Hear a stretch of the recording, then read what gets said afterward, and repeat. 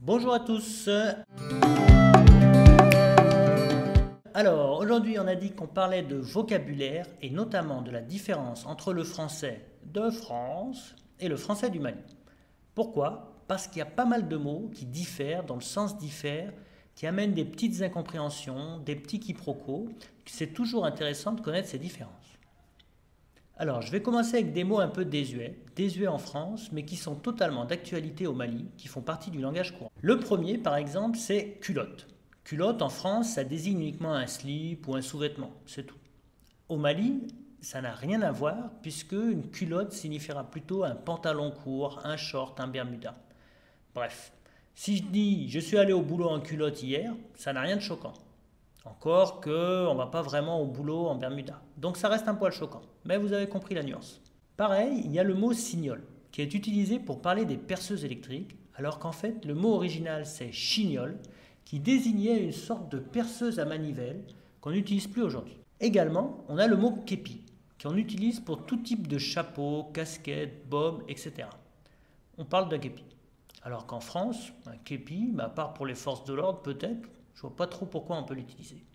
Tournevis également, on l'utilise de la même manière, mais on ne parle pas de tournevis plat et cruciforme, on parle de tournevis français et américain.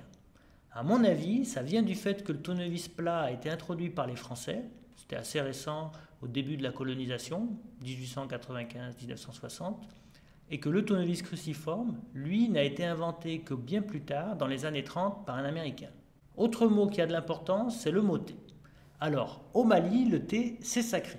C'est une boisson qu'on consomme tous ensemble, du matin au soir, jeunes, vieux, collègues, voisins. C'est un thé vert ultra cuit, sucré, agrémenté souvent de feuilles de citronnier, de menthe, de sucre vanillé. Bref, c'est délicieux, c'est formidable. Donc c'est ça le thé, c'est ça qu'on appelle le thé au Mali. Il y en a qui mettent du Nescafé parfois dedans, auquel cas ça ne s'appelle plus du thé, ça s'appelle du noir.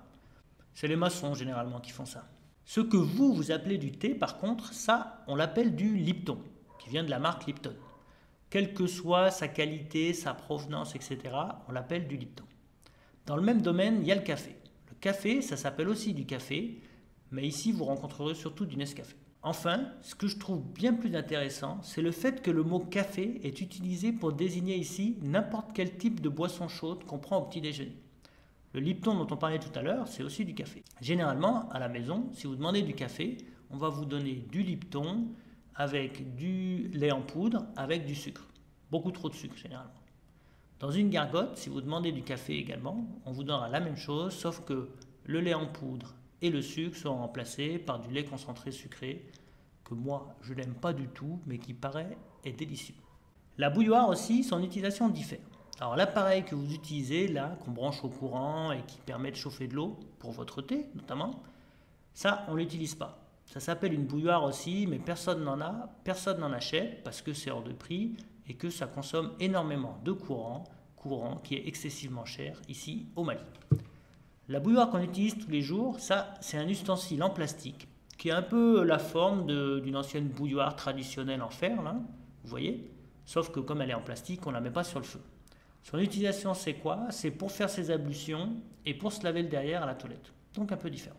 On a le sandwich également, qui signifie viande hachée.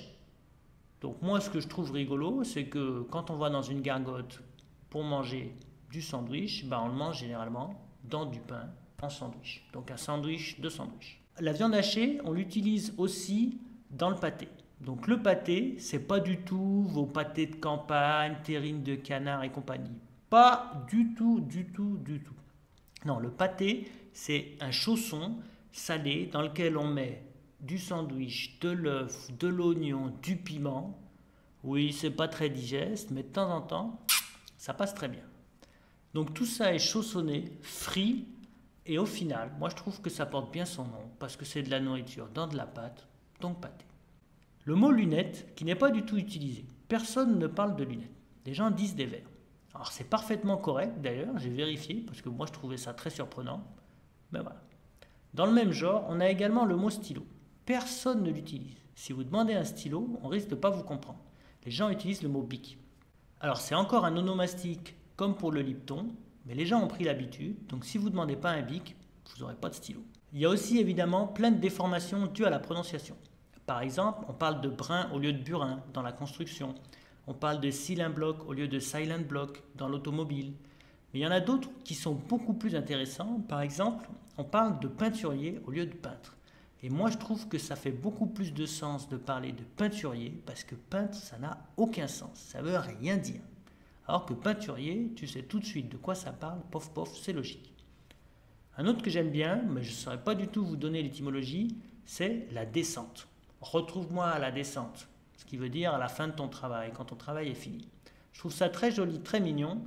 Mais voilà, est-ce que c'est une figuration qui est restée? Est-ce que c'est un emprunt direct du Bambara qui l'utilise de la même manière? Aucune idée, mais je l'aime bien.